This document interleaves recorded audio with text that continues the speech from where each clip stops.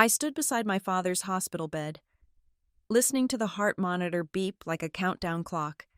Then he grabbed my hand and whispered a command that made my blood run cold. He told me to sign the papers to swap the air. I could have screamed or cried. Instead, I just smiled. Inside my pocket sat a recording none of them knew existed. And when I hit play, the entire room detonated. My name is Maeve Carter. And for the last 6 months, I had felt less like a 34-year-old woman and more like a structural column in a building that was slowly catching fire. The air conditioning in the executive conference room of Carter Crest Holdings was humming, a low and artificial sound that did nothing to cool the sweat prickling the back of my neck. We were on the 42nd floor of our headquarters in Bay Ridge, California, overlooking the Pacific, but nobody was looking at the view.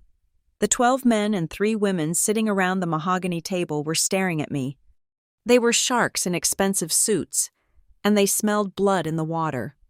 My father, Colin Carter, was the heart of this company. I was just the hands, frantically trying to keep the chest cavity open while the beat slowed down. Since his diagnosis, I had been running operations, smiling for investors, and pretending that I was not terrified of the silence that awaited me in my empty house. My mother had been gone for 5 years, and the grief was a dull ache that flared up whenever I looked at my father's empty chair at the head of the table. We were discussing the quarterly projections, specifically the dip in our logistics sector. When the double doors at the far end of the room swung open, it was not the caterer with more coffee. It was not my assistant with a forgotten file. It was Talia Wren. The room went quiet, the kind of silence that usually precedes a car crash. Talia looked immaculate. She wore a cream-colored suit that probably cost more than my first car, and her hair was styled in loose, effortless waves that I knew took 2 hours to perfect. She walked in with the confidence of someone who owned the deed to the building. Trailing behind her was Derek Hallow, her new husband. He looked like a catalog model for a yacht club, wearing a blazer that was slightly too tight and a smile that did not reach his eyes. I stood up, my palms pressing flat against the cold wood of the table. "Talia," I said, keeping my voice level, "this is a closed board meeting. Security should have stopped you at the elevator." Talia didn't look at me. She looked at the board members, flashing them a smile that was both charming and predatory. She walked to the empty chair, my father's chair, and rested her hand on the leather backrest. "Security knows better than to stop family," she said. Her voice was smooth, like velvet wrapped around a knife. "You are not family," I said, "not anymore." Talia and I had a history that felt like another lifetime. We were together for 3 years in our 20s. It ended when I realized her ambition had no moral compass, and she realized I wasn't going to hand her a C-suite position just because she shared my bed. Seeing her here, with Derek, felt like a violation of every boundary I had painstakingly built. Derek stepped forward, placing a briefcase on the table with a heavy thud. "We are here on behalf of Colin," he said. He looked at the board members, his eyes gleaming. "We are here to discuss the restructuring of the equity." I laughed. A sharp, humorless sound. "There is no restructuring. My father is in critical care at St. Lorne Medical Center. He is not making business decisions." Talia turned to me then, her expression shifting to something resembling pity, though I knew better. "Oh, Maeve, you really don't know, do you?" "Know what?" I asked, my stomach tightening. "That your father made a promise," she said. She opened the briefcase Derek had placed on the table and pulled out a single sheet of paper. It wasn't a legal document, not yet. It looked like a memorandum of understanding. She slid it toward the center of the table. "He promised us 50%, Talia said. 50% of his personal holdings in Carter Crest." The room erupted. 3 board members stood up at once. Marcus, the CFO, looked like he was about to have a stroke. 50% represents a controlling interest when combined with the public float. Marcus stammered, "This is impossible. Colin would never dilute the family trust like that. He wanted to make sure the people who actually care about him are taken care of," Talia said, her voice dropping to a whisper that carried perfectly in the acoustics of the room. She looked at me. He knows you are overwhelmed. Maeve, he knows you are struggling. He told me last week, during our visit, that he needed someone strong to help you. I felt the blood drain from my face. Last week? My father had been drifting in and out of consciousness for the last 10 days. You visited him? I asked. When? I have the logs. We have our ways, Derek said, smirking. This is garbage, I said, grabbing the paper. It was a photocopy. It had no signature, just a typed outline of intent. This is not signed. This is a fantasy. Talia leaned in. Her perfume, something floral and expensive, filling the space between us. You don't know what he signed when the morphine wore off. Maeve, you are not there 24 hours a day. You go home to sleep. We stayed. We listened. He signed the preliminary transfer this morning. The lawyers are filing it as we speak. I looked around the room. I expected the board to laugh them out. I expected security to be called. But instead, I saw hesitation. I saw Marcus looking at Talia with calculation rather than dismissal. I saw the VP of Operations glancing at his phone, probably checking the stock price. Doubt is a powerful virus, and Talia had just sneezed on everyone. If my father signed anything while under the influence of heavy sedation, it is void, I said, my voice hardening. Get out, now, or I will have you dragged out. Talia signaled to Derek. He closed the briefcase. We are leaving, she said. We just wanted to give the board a heads up. Professional courtesy. We will see you at the reading. Maeve. Although, I expect that will be sooner than you think. They turned and walked out, the click of Talia's heels echoing like gunshots. The door closed, but the damage was done. The air in the room had changed. The board members were exchanging glances. They were wondering if the ship was sinking and if Talia was the new captain. I am adjourning this meeting, I said, gathering my files with trembling hands. We will reconvene when there is actual business to discuss, not extortion attempts. I didn't wait for their approval. I walked out the side door, bypassing the main reception so I wouldn't have to see Talia's face again. I made it to the elevator before my legs felt like they might give out. I leaned against the metal wall, taking deep breaths, trying to steady my heart rate. My phone buzzed in my pocket. It was the special ringtone I had assigned to the hospital. I answered on the first ring. Maeve Carter. Ms. Carter, this is Dr. Aris from the ICU, the voice on the other end said. It was urgent. His vitals are dropping. We need to perform an emergency thoracentesis to drain fluid from his lungs, but his directive requires a family member's signature for invasive procedures because his power of attorney is currently flagged for review. Flagged? I asked, hitting the button for the parking garage. Flagged by who? I am not sure, the doctor said. Legal sent a notice an hour ago, but I need you here. Maeve, we need to act within the hour. I am on my way, I said. Keep him stable. Do whatever you have to do. I will sign it when I get there. I hung up and sprinted to my car. A silver sedan parked in the reserved spot that used to be my mother's. As I peeled out of the garage and onto the highway, my mind was racing faster than the engine. The drive to St. Lorne Medical Center usually took 40 minutes. I was determined to make it in 20. I wove through the afternoon traffic of Bay Ridge, the coastal fog starting to roll in, turning the world gray and indistinct. I gripped the steering wheel until my knuckles turned white. Talia's words replayed in my head. We stayed. We listened. It started to make sense. The sudden interest. 3 weeks ago, Talia had sent a basket of fruit, then flowers.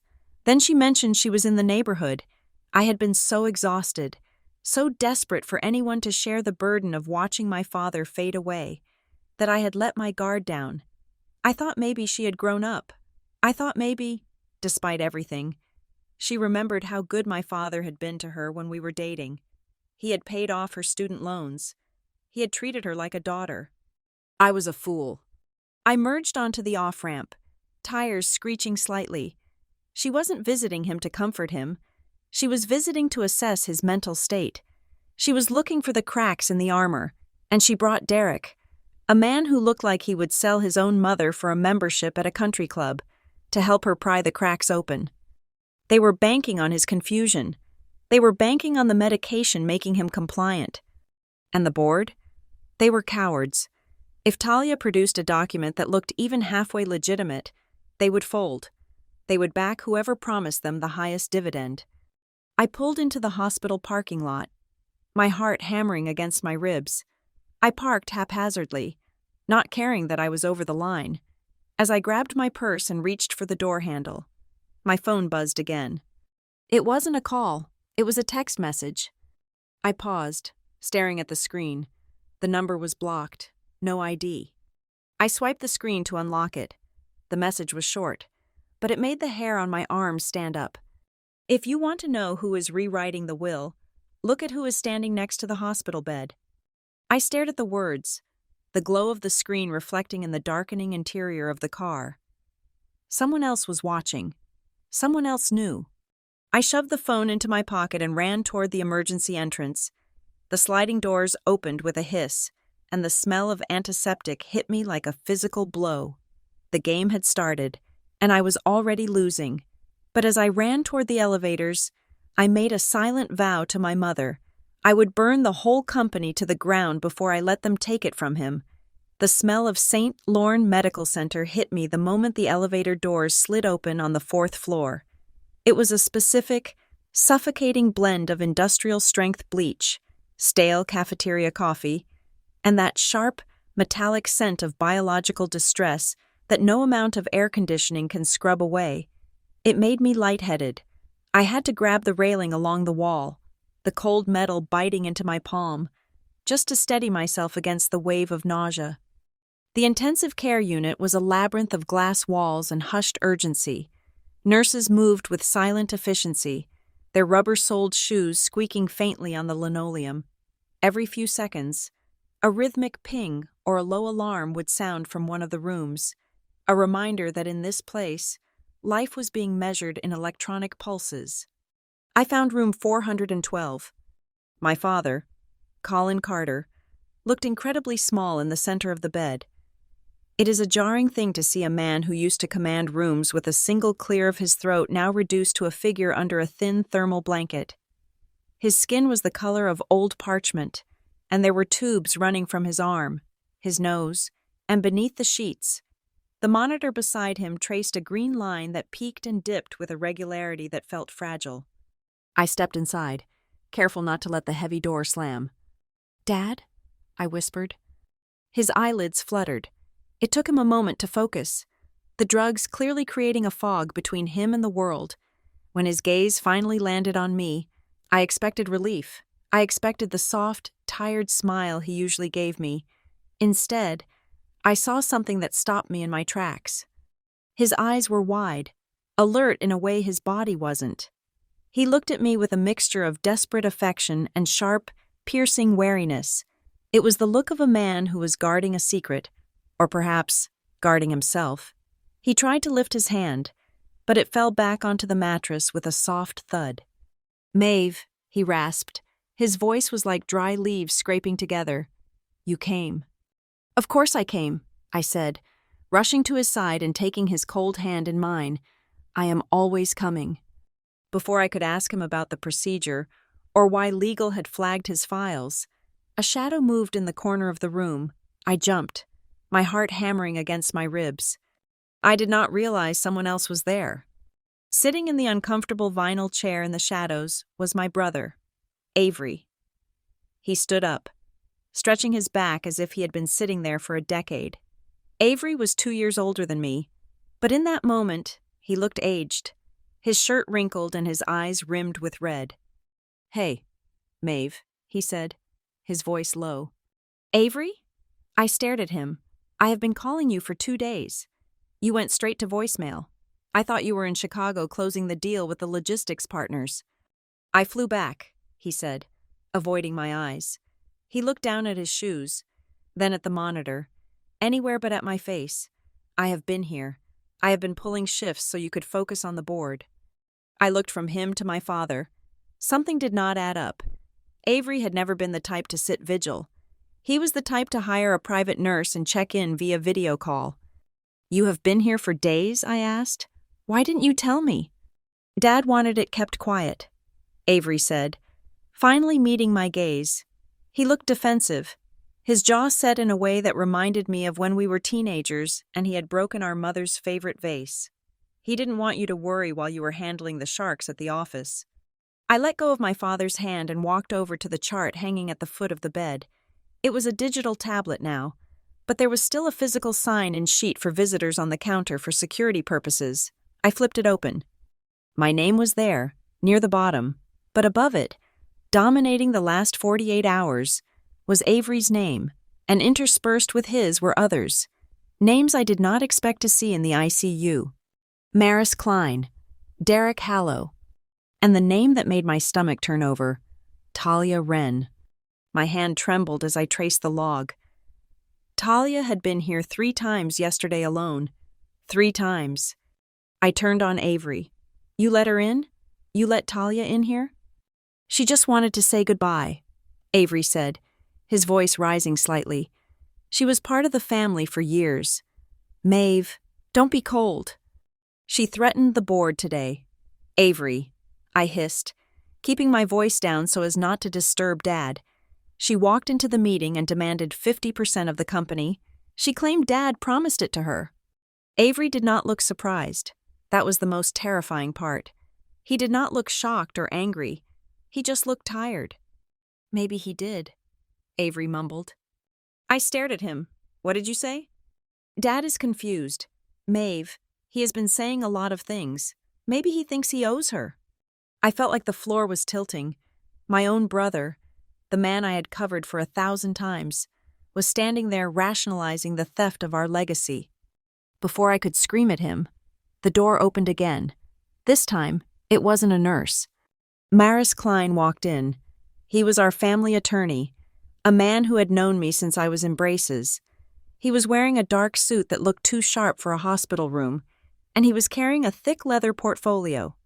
"Maeve, Avery," he nodded to us, his expression professional and completely devoid of warmth. "I am glad you are both here. Colin asked me to come. Dad is barely conscious." "Maris," I said, stepping between him and the bed. "He cannot conduct legal business." Maris looked past me to the bed. "Colin, can you hear me?" My father blinked. He looked at Maris, then at me. His breathing hitched. "Papers," he whispered. "Update." "See?" Maris said, opening his portfolio. "He is lucid enough to express intent.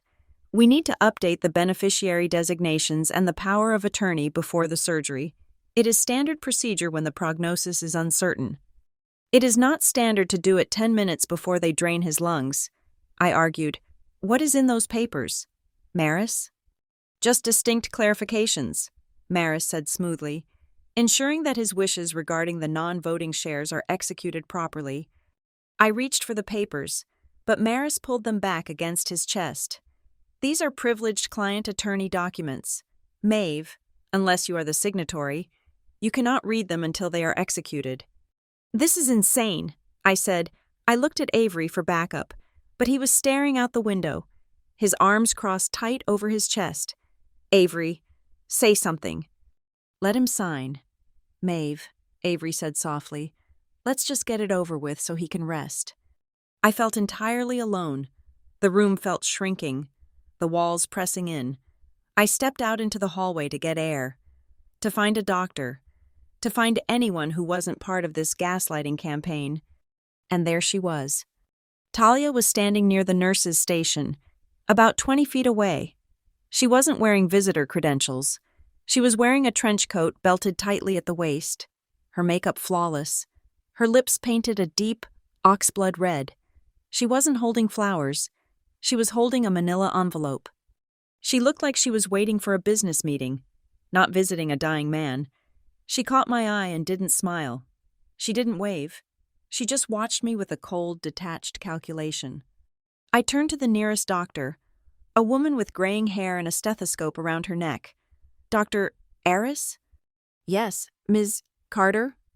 "My father," I said, my voice shaking. Is he capable of signing legal documents right now? The doctor sighed, taking off her glasses. It is a gray area. Maeve, he has moments of clarity. Yes, but the ammonia levels in his blood are high. He is experiencing delirium that comes and goes, medically. I would say his judgment is compromised. Any document he signs right now could easily be contested in court. So why is there a lawyer in there? I asked.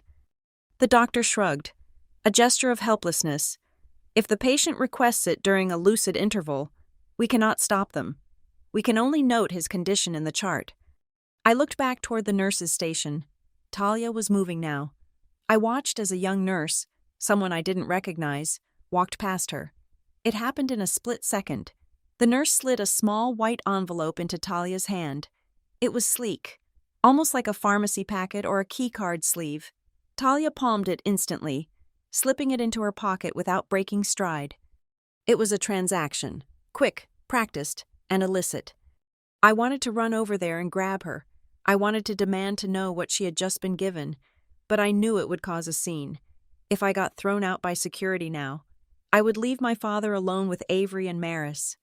I walked back into the room, my mind racing. I needed to be smart. I was outgunned here. They had the lawyer, they had my brother, and they apparently had the staff on their payroll. If I fought them head-on right now, they would crush me. I looked at my father. He was closing his eyes, his energy spent. Maris was hovering, pen in hand, waiting for the next moment of wakefulness. I need to go home, I announced suddenly. Maris looked up, surprised. Now, I need to get his personal items, I lied, and I need a change of clothes if I'm going to stay the night. Avery, stay with him. Do not let him sign anything until I get back. Avery nodded, but he looked relieved that I was leaving. I will handle it, he said. I leaned down and kissed my father's forehead. His skin was clammy. I love you, Dad, I whispered.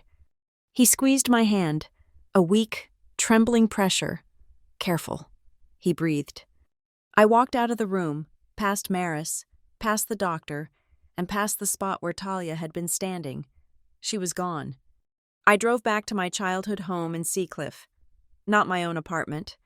My father's house sat on a bluff overlooking the ocean, a sprawling structure of glass and wood that my mother had designed. It was dark when I arrived. I let myself in, the silence of the house wrapping around me. It smelled like cedar and the old lavender potpourri my mother used to make. I walked through the dark hallway, intending to just grab a bag and leave, but my feet took me to the library. My mother had been a brilliant woman. She wasn't involved in the daily operations of Carter Crest, but she understood people. She understood greed. She had grown up with nothing, and she never trusted the comfort that money provided. I remembered a rainy afternoon when I was 12. I had lost a silver locket she gave me because I left it on the kitchen counter during a party. She had sat me down, dried my tears, and told me something that I had filed away in the back of my brain for 2 decades. Maeve, she had said, holding my face in her hands. Valuable things disappear when you leave them out in the open. If you want to keep something safe, you don't put it in a safe. Safes are where thieves look first. You hide important things where greedy people won't look. You hide them in the mundane. You hide them in the memories. I stood in the center of the library, the moonlight filtering through the high windows. I looked at the wall of built-in bookshelves, filled with first editions and leather-bound ledgers. A safe was hidden behind the painting of the ship on the far wall. I knew the combination. Avery knew the combination. But if my father was really trying to protect me, if that look in his eyes was a warning, he wouldn't have put the truth in the safe. He would have done what Mom taught us. I turned my gaze to the old, cluttered desk in the corner. It was piled with architectural magazines, half-finished sketches, and dusty framed photos. It was the messiest part of the house, the place a lawyer or a corporate shark would glance at and dismiss as junk. I walked toward it, my heart beating a slow, heavy rhythm. I wasn't just looking for clothes anymore.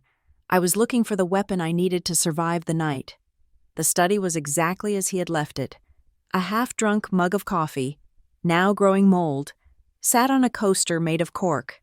His reading glasses were folded on top of a stack of quarterly reports, and his fountain pen lay uncapped, a small stain of blue ink bleeding into the blotter. It felt less like a room and more like a crime scene where the victim had been abducted by time rather than violence. I closed the door behind me, engaging the lock with a heavy click. The sound echoed in the empty house, making me jump. I was jittery. My nerves frayed from the hospital air and the toxic politeness of my brother and Maris Klein. I walked to the desk, my footsteps muffled by the thick Persian rug. My mother's advice rang in my head. Hide things where greedy people won't look. Maris Klein would look in the wall safe behind the painting. Avery would look in the filing cabinets. Talia would look in the jewelry boxes. I looked at the silver frame sitting on the corner of the desk. It was a picture of my mother and me, taken the summer before she got sick. We were on the deck, laughing at something the photographer had said, the wind whipping our hair across our faces. It was my father's favorite photo. He touched it every morning before he started work. I had seen him do it 1,000 times. I picked up the frame. It was heavy, solid sterling silver. I turned it over. The velvet backing was secure, but when I ran my fingernail along the edge, I felt a slight protrusion. It wasn't a manufacturing defect. It was a tab. I pried the back open. A small, cream-colored envelope fell onto the desk. It wasn't sealed. On the front, in my father's shaky, late-stage handwriting, were the words, Maeve, open when you feel pushed out of the family. My breath hitched. He knew. He had known this was coming long before the monitors started beeping. I opened the envelope. Inside was a small brass key, not a safe key, but a key to a lockbox, and a single sheet of notepad paper. The note was dated 3 weeks ago. Don't trust the one who wants to help you most. The recording will save you. I read the line twice. The one who wants to help you most. Avery's voice echoed in my memory from an hour ago. I have been here for days. I wanted to help you. I will handle it. My stomach twisted.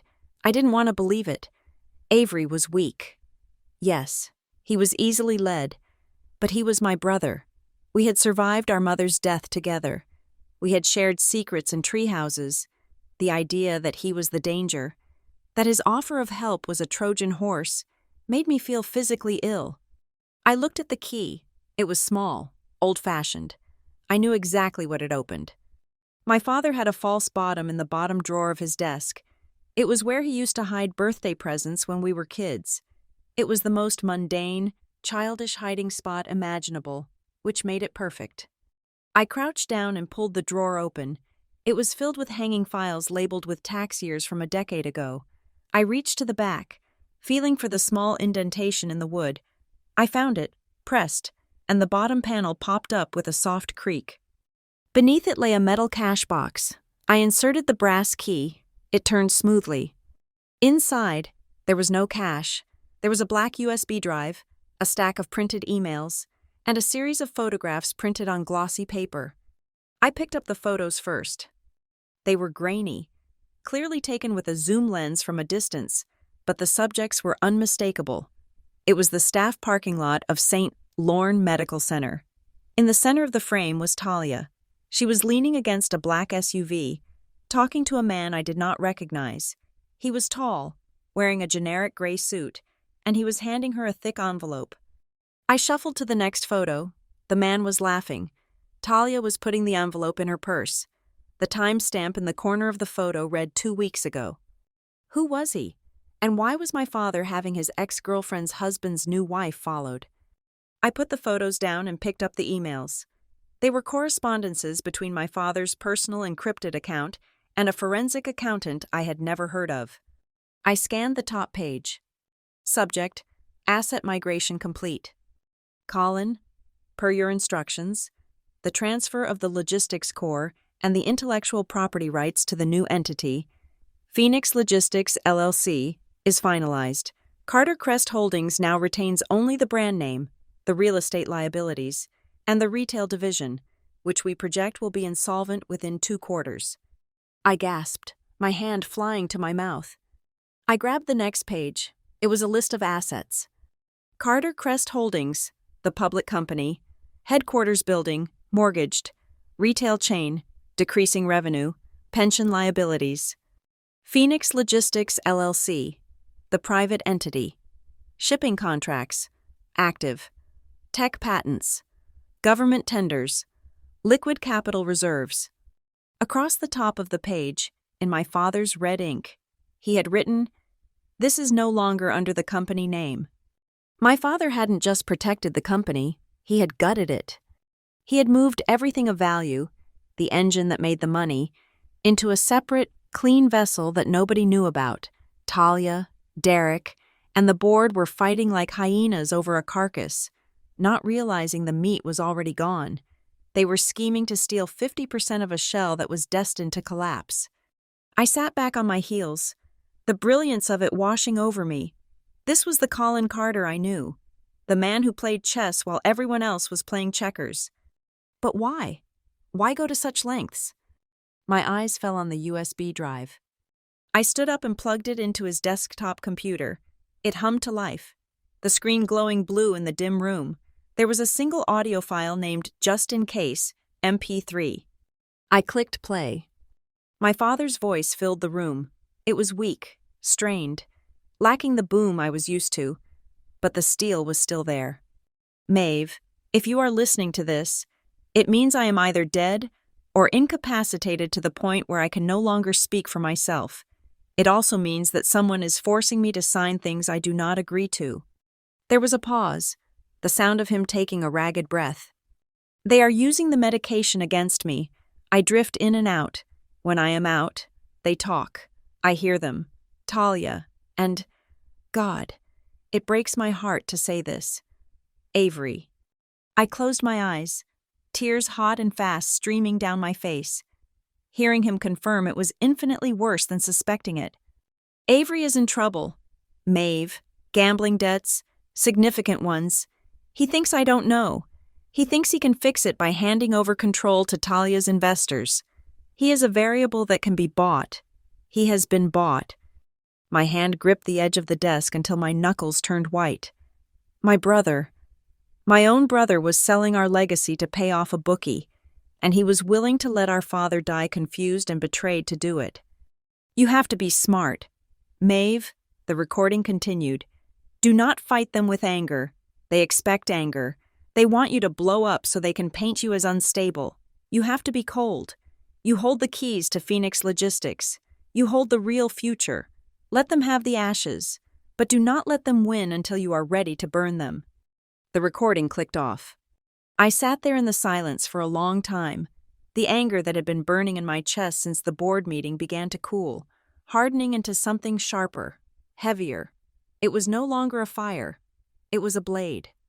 I looked at the documents spread out on the desk. The proof of the shell company, the photos of the conspiracy, the recording of my father's true intent.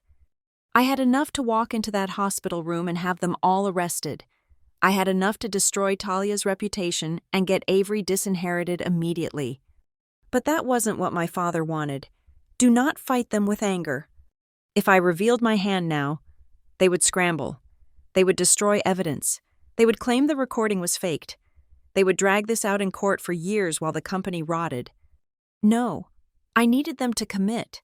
I needed them to think they had won.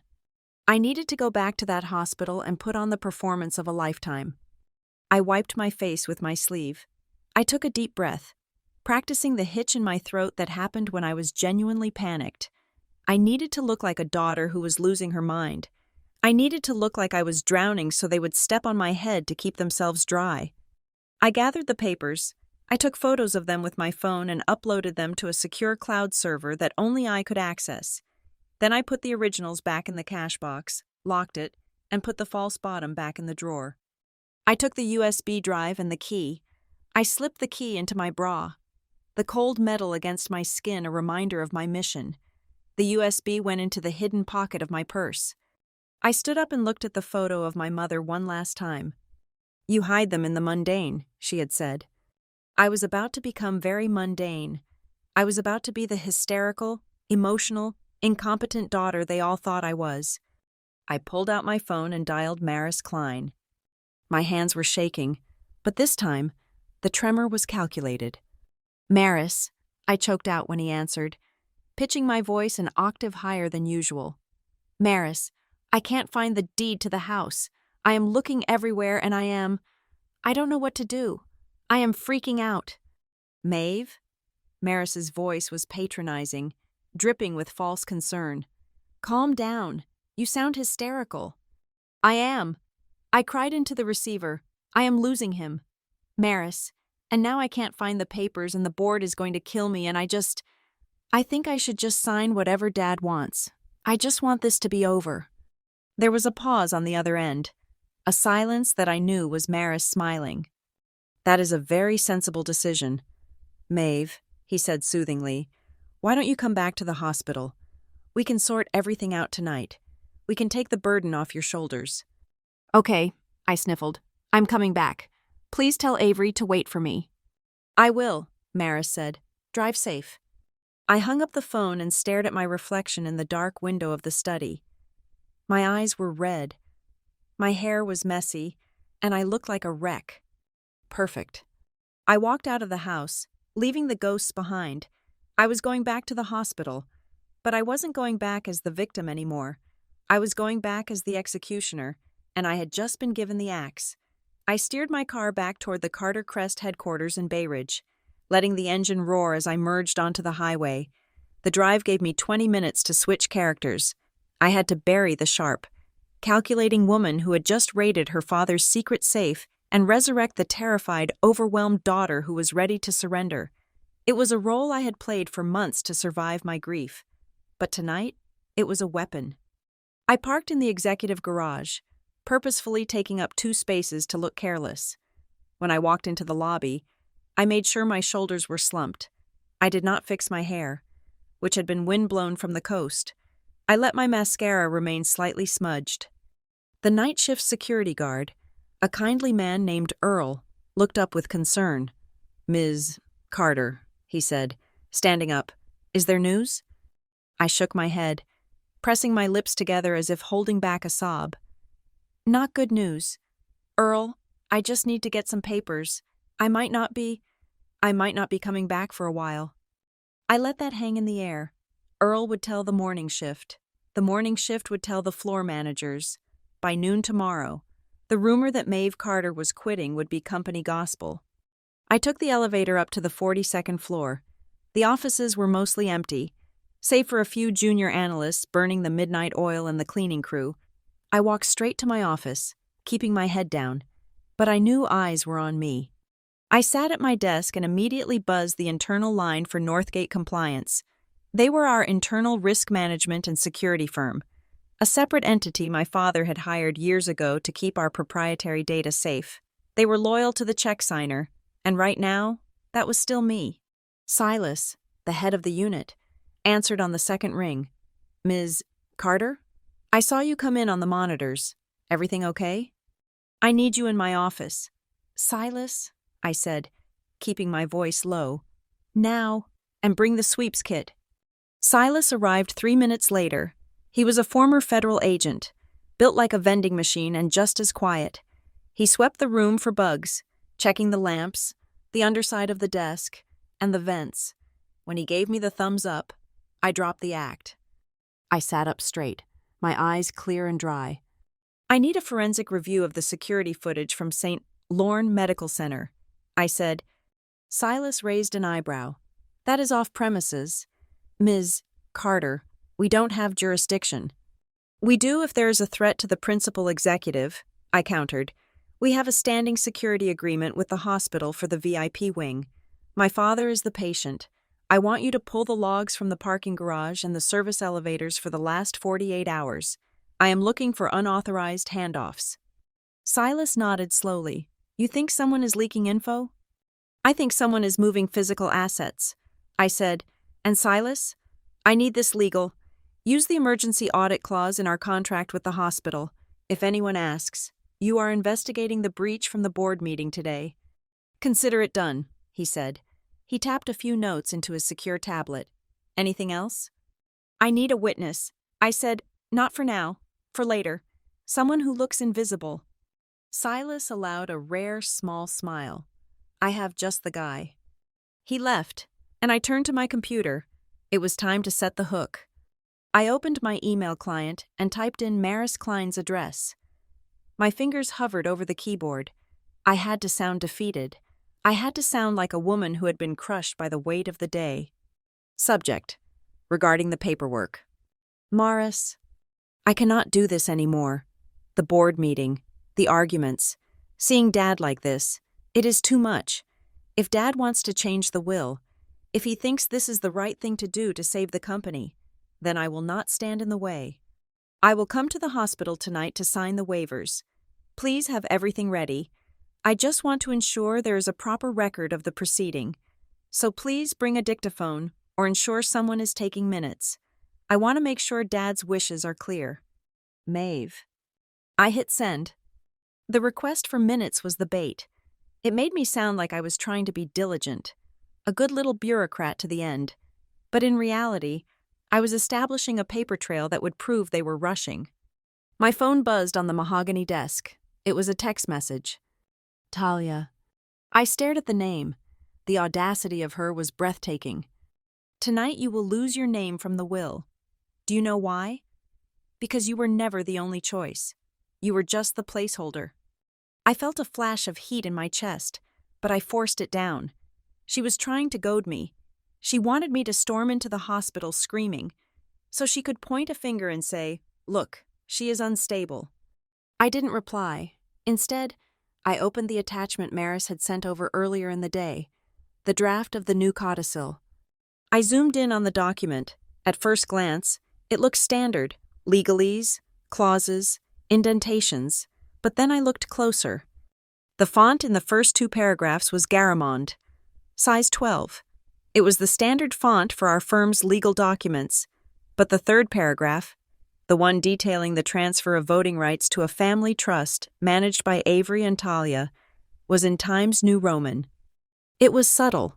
Most people would not notice it on a printed page, but on a high-resolution screen, it was glaring. They had copy-pasted a clause from another document. I highlighted the text. The formatting was slightly off, the justification a fraction of an inch different. This wasn't a carefully drafted legal instrument created by a partner at the firm. This was a rush job. Someone had taken an old template and spliced in new terms, likely minutes before Maris brought it to the hospital. Why the rush? If they had my father's consent, they could have drafted this weeks ago. The answer was simple.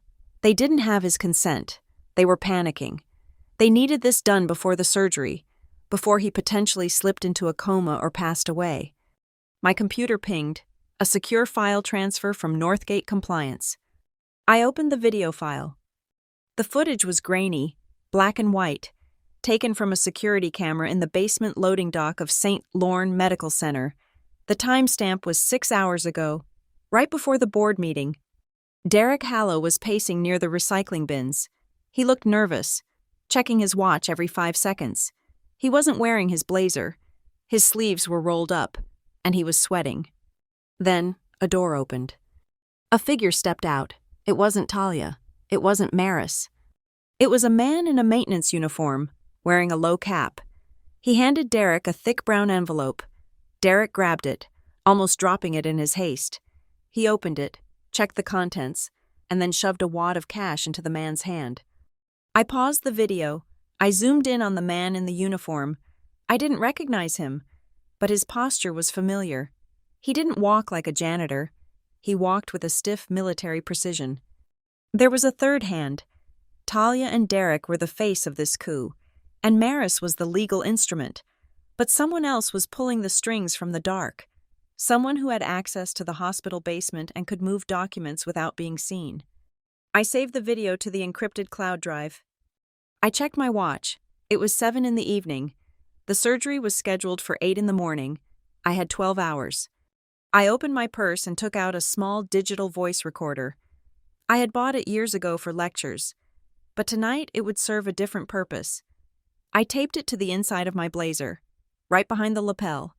I tested it, speaking softly. Testing. 1, 2. The playback was crystal clear. I stood up and smoothed my skirt. I had the evidence of the shell company. I had the recording of my father. I had the proof of the forged document. And now, I had footage of a clandestine payoff. But I needed one more thing. I needed them to be overconfident. I needed them to think the victory was already theirs so they would lower their shields. I walked out of my office and headed toward the break room. I knew Jessica, the executive assistant for the marketing department, would still be there. Jessica was a hard worker, but she was also the main distribution node for office gossip. If you told Jessica a secret, it would be on the reception desk in 10 minutes. She was by the coffee machine, looking tired. "Oh, Ms. Carter," she said, jumping a little. "I didn't know you were still here."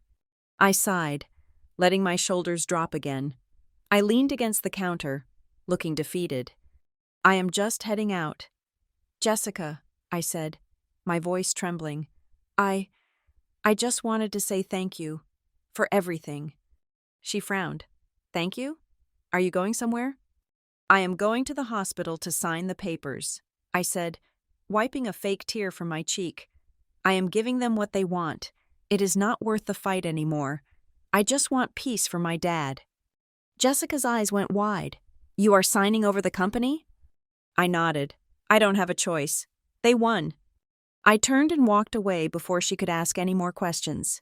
I knew that before I even reached the elevator, she would be texting her friends. The news would reach the grapevine. It would reach the board members who were still awake. And inevitably, it would reach the spies that Talia undoubtedly had in the building. They would hear that Maeve Carter had folded. They would think I was broken. I stepped into the elevator and watched the numbers count down. 40, 39, 38. Let them think I was weak. Let them think I was a coward. When the doors opened to the garage, I walked to my car with a new purpose.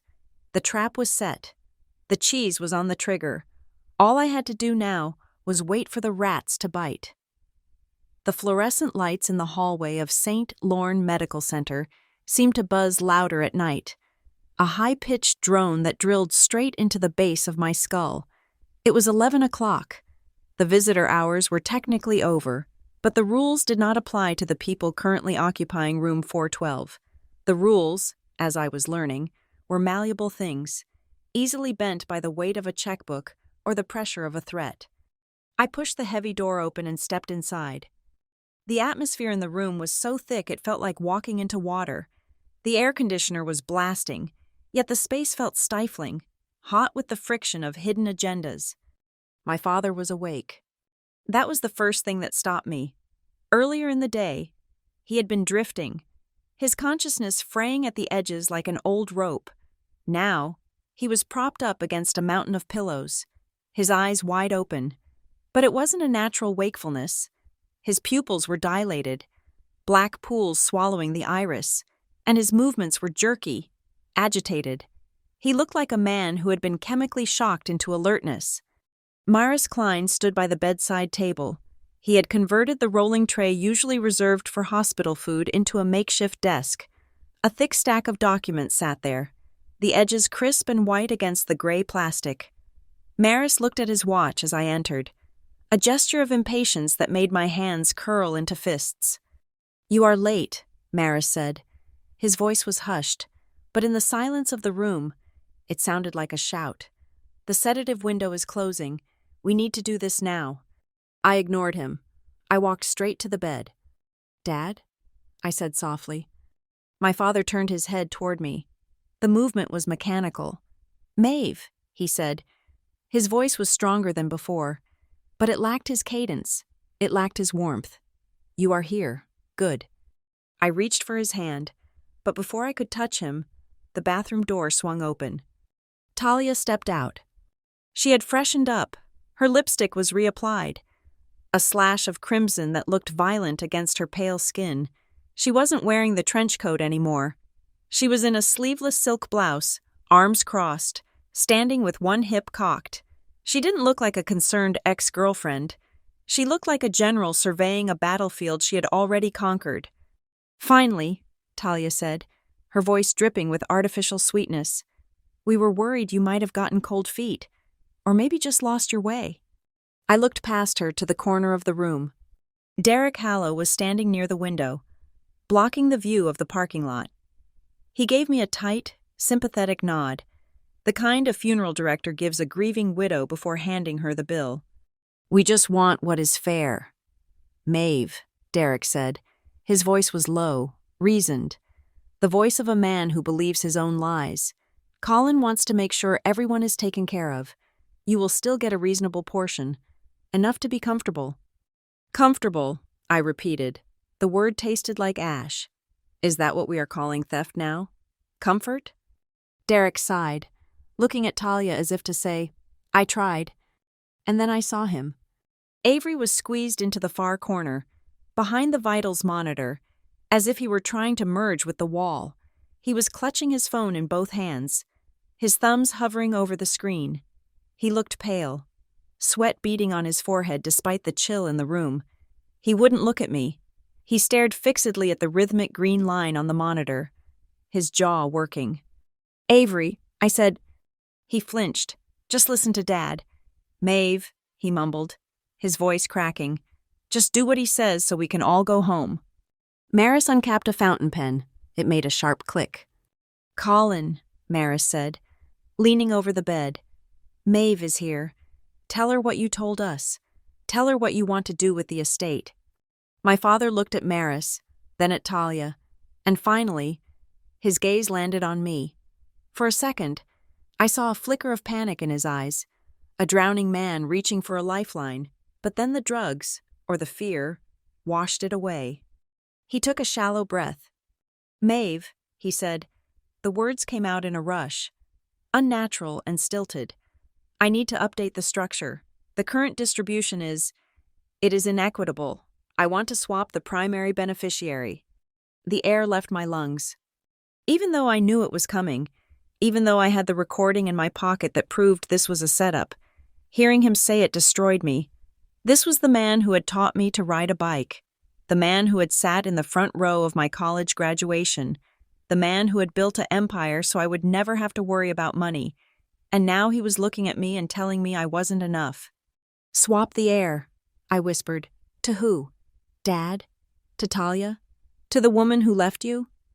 "To family," he corrected, but the word sounded wrong in his mouth. "To the family trust, managed by Avery and Talia, to ensure the legacy is preserved." I looked at him closely. Preserved. That wasn't a word my father used for business. He used words like expanded, diversified, conquered. Preserved was a lawyer's word. It was Maris's word. Why? "Dad?" I asked, stepping closer, leaning in until I could smell the sour scent of illness on his breath. "Why do you want to do this? You told me last month that the company was mine. You said I was the only one who understood the logistics chain. What changed?" Maris tried to intervene. "Maeve, don't upset him." "No," I snapped, not taking my eyes off my father. "I want to hear him answer. Why, Dad? Give me one reason." My father blinked rapidly. His eyes darted to Talia, then back to me. "Because," he started, then paused. It was as if he was searching for a cue card. "Because the operational liquidity requires a diverse management structure to mitigate risk exposure in the coming fiscal quarter." I felt a chill run down my spine that had nothing to do with the air conditioning. That was not a reason. That was a sentence from a textbook. It was gibberish. My father was a man of intuition and gut feeling. He never spoke in corporate buzzwords when he was talking to me. He was reciting a script. They had fed him lines. They had drilled him, probably for hours while I was stuck in traffic, forcing him to memorize phrases that sounded legal enough to pass a competency check but meaningless enough to cover their tracks. I looked at Talia. She was smiling, a small, triumphant curve of her lips. She knew I knew, and she didn't care. "He is lucid, Maeve," Talia said softly. "He knows what he wants. Don't make this harder on him than it already is. If you love him, you will sign the waiver and let him rest. The surgery is in 9 hours. Do you want him to go into the operating room stressed? Do you want his blood pressure to spike?" She was weaponizing his health. She was holding a gun to his heart and telling me I was the one pulling the trigger. I looked at Avery. He had turned his back to the room completely. pretending to adjust the blinds. Coward. I looked back at my father.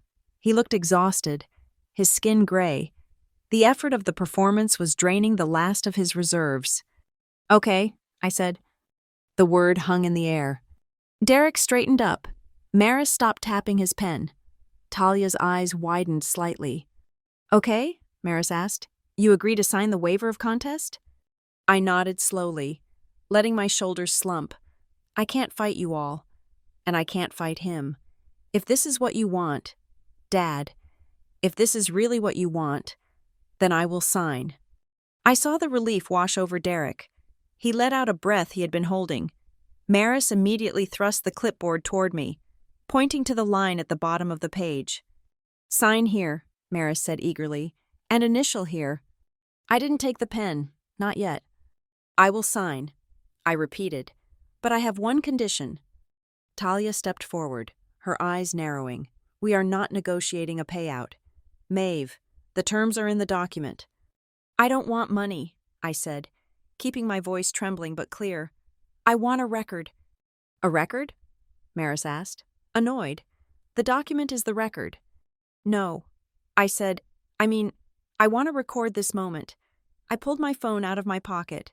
"I want to record Dad saying that this is his free will. I want to record him telling me that he is choosing you." "Talia." "Why?" Derek asked. "Suspicious?" "Because," I said, turning to look at my father with tears that I forced into my eyes, "because tomorrow, when he wakes up from surgery, he might not remember this. And I want to be able to hear his voice telling me why he did it. I want to know that I didn't just abandon him. I want to know that I listened." I looked at Talia. "It is for my own closure." "Talia, surely you can grant me that. You get the company. You get the money. Can't I just have his voice?" Talia studied me. She was looking for a trap, but what she saw was a broken daughter desperate for a keepsake. She saw a woman who had already lost. She laughed. It was a short, sharp sound, like glass breaking. "God, you are sentimental," Talia said, shaking her head.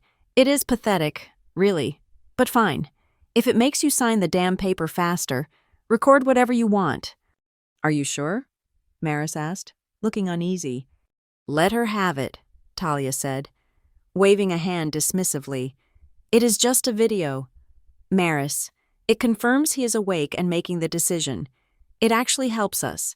If she tries to sue later, we have her on video agreeing to it."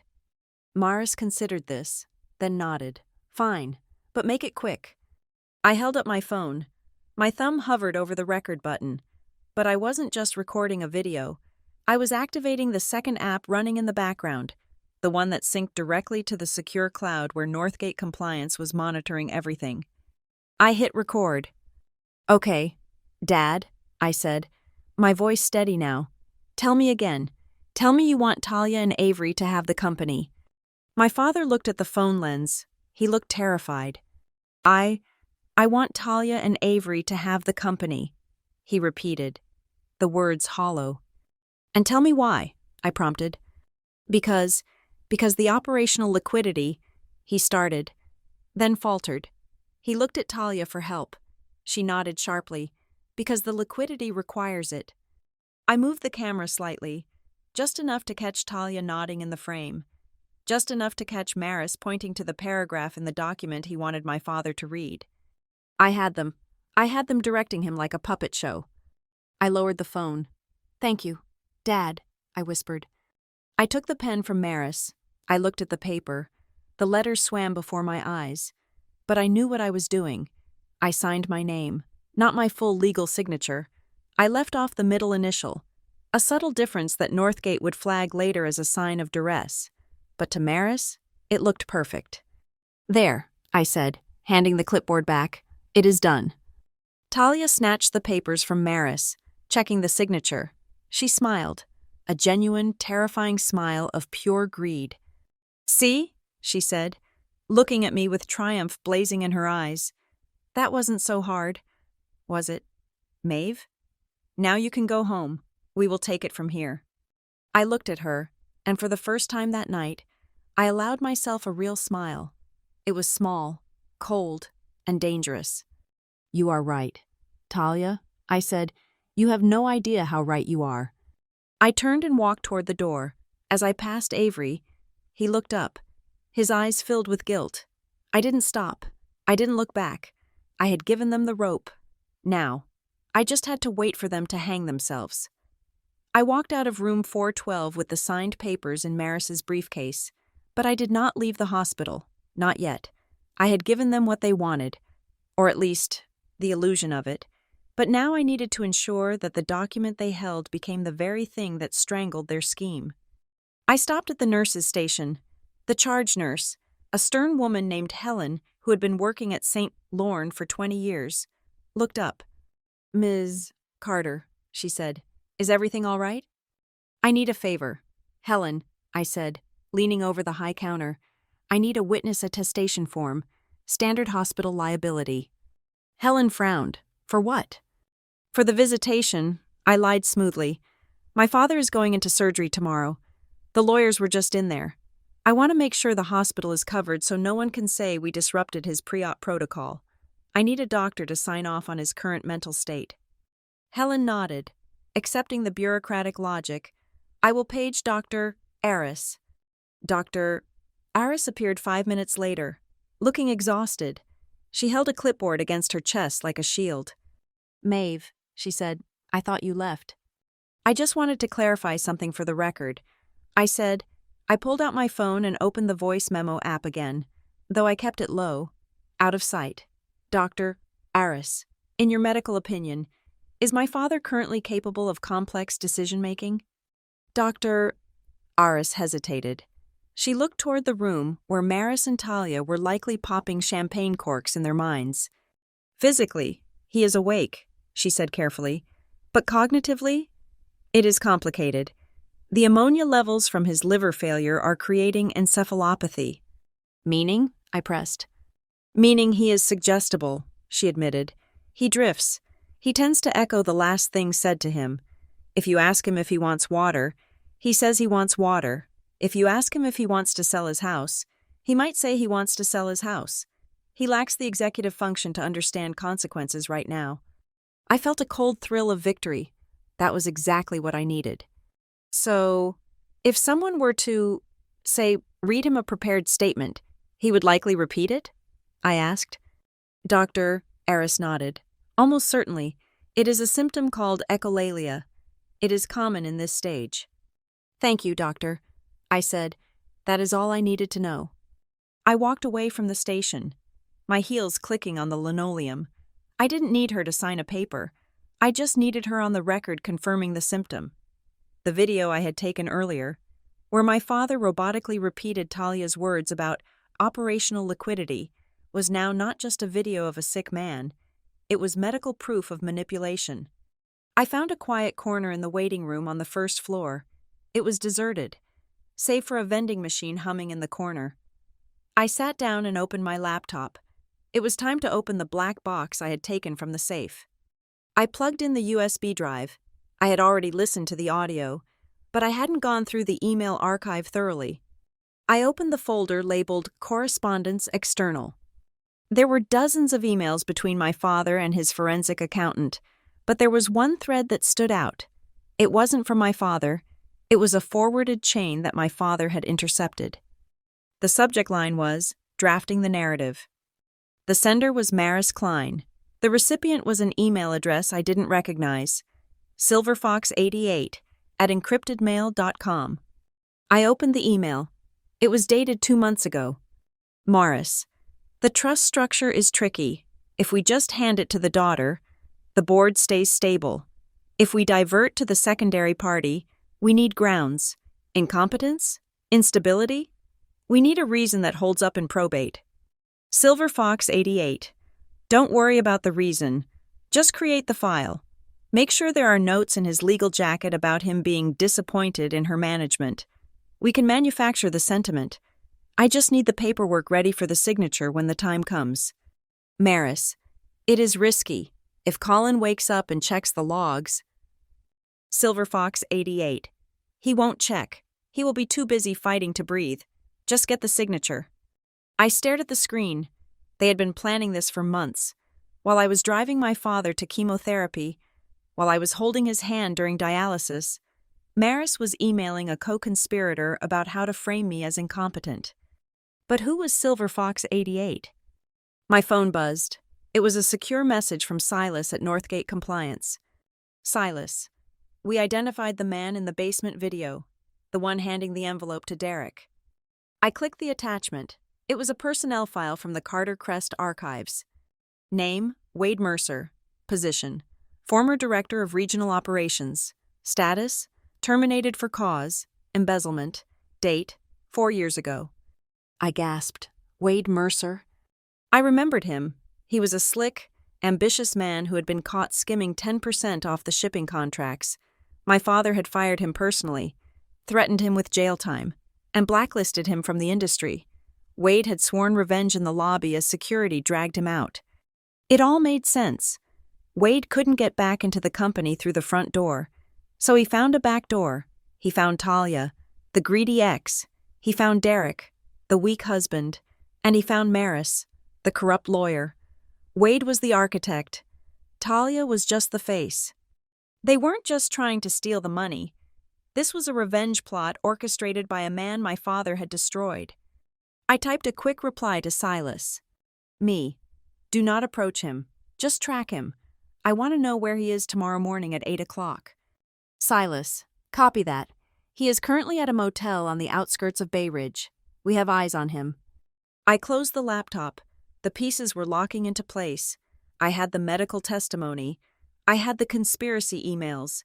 I had the identification of the puppet master. But I needed one final nail in the coffin. I needed to ensure that the document Maris was so proud of tonight was legally worthless tomorrow. I looked at the photos I had taken of the will before I signed it.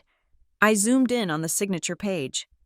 My father's signature was shaky, a spiderweb of ink. My signature was below it, missing the middle initial. But then I swiped to the previous page, the page that detailed the change of beneficiary. I noticed something odd about the staple marks in the corner. In the photo, you could see the shadow of previous holes. The document had been unstapled and restapled. And then I saw it, the alignment. On page 3, the page number at the bottom center said page 3 of 10. On page 4, the beneficiary page, the font for the page number was slightly different. The number 4 was in a serif font, while the 3 on the previous page was sans serif. They had swapped the page. They had taken a legitimate will my father had drafted years ago, one that probably gave everything to me, and they had physically removed page 4 and replaced it with this new version giving everything to the trust. They kept the signature page at the back because that was the only page with a genuine date and notary stamp from the original draft. That was why Maris was so nervous. That was why he held the clipboard so tight. He wasn't just hiding the terms. He was hiding the fact that the document was a Frankenstein monster of different papers stapled together. If I could prove the page swap, Maris would be disbarred. He would go to prison for fraud. I sat back, a cold calm settling over me. I didn't need to scream. I didn't need to fight. I just needed to let them walk into the courtroom of their own making. I picked up my phone and dialed a number I had saved years ago. "Mrs. Gable?" I asked when the line connected. "Maeve, it is midnight," the older woman's voice rasped. "I am so sorry to wake you," I said, "but I have an emergency, a notary emergency. I need you at St. Lorne Medical Center at 7 in the morning." I continued, "I need you to bring your official seal and a video camera. And Mrs. Gable, do not park in the main lot. Park in the south structure. I don't want anyone to see your car." "I will be there," she said, no questions asked. Mrs. Gable had been my mother's notary. She was incorruptible. I hung up. Now for the hardest part. I opened my text messages and scrolled to Avery's name. I hesitated. Part of me wanted to burn him with the rest of them. He had stood there and watched them gaslight our dying father. But another part of me, the part that remembered him teaching me to tie my shoes, couldn't just let him drown without one final lifeline. I typed, "Avery, I know about Wade Mercer. I know about the debts. If you are being forced to do this, tell me now. Send me one word. I can pull you out before the police get involved." I watched the 3 little dots appear, then disappear, then appear again. He was typing, he was deleting, he was debating his entire future in the span of 30 seconds. Finally, the reply came. "Avery, stop being dramatic. Maeve, don't make a big scene tomorrow. Just let it go." I stared at the screen. The screen blurred for a second, tears pricking my eyes. He had chosen. I put the phone away. The sadness evaporated, replaced by the cold machinery of the plan. I stood up and gathered my things. I walked out of the hospital into the cool night air. The fog had rolled in thick off the ocean, obscuring the stars. I had the evidence, I had the trap, I had the witnesses. Morris thought he had a signed confession of defeat. Talia thought she had a check for $50 million. Derek thought he was a clever spy. They didn't know that the signature on that paper was the trigger for a landmine. I got into my car and drove home. I needed to sleep for 4 hours, because tomorrow morning, I wasn't going to a surgery waiting room. I was going to a trial, and I was the judge, jury, and executioner. As I lay in bed, staring at the ceiling, I thought about the page number on the document. Page 4. The serif font. It was such a small mistake, a lazy mistake. It was the mistake that was going to cost them everything. The ringtone sliced through my short, restless sleep like a serrated knife. It was 5:14 in the morning. My phone was vibrating against the nightstand, dancing toward the edge. I grabbed it, my heart already hammering a frantic rhythm against my ribs before I even saw the screen. It was a blocked number. I swiped right, pressing the phone to my ear. "Hello?" My voice was thick with sleep. "Carter Crest Archives, Port Lennox, Warehouse 4. The voice was synthesized, distorted to sound metallic and genderless. "What? Who is this?" "It is burning," the voice said, and then the line went dead. I was out of bed before the screen went black. Port Lennox.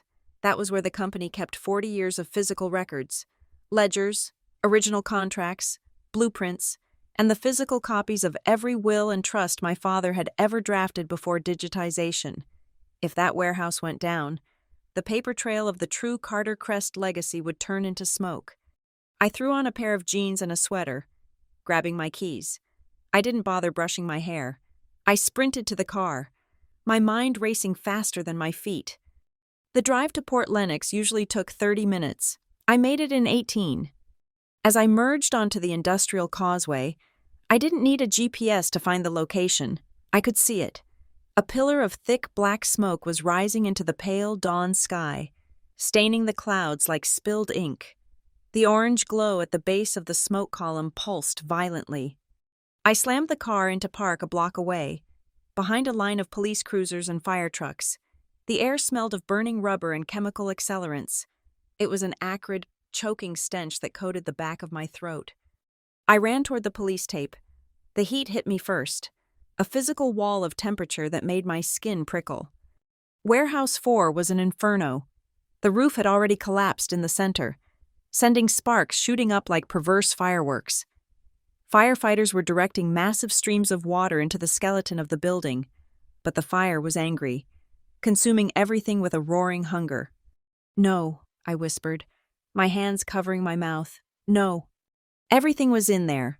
The proof of my father's sanity, the original incorporation papers, the evidence I might need if the digital files were corrupted. My phone rang again. This time, it wasn't a blocked number. "Talia." I stared at the screen, my vision blurring with rage and smoke. I answered. "Did you get the wake-up call? Maeve?" Talia's voice was bright, cheerful, as if she were calling to invite me to brunch. "You did this." I screamed over the roar of the water cannons. "You are insane.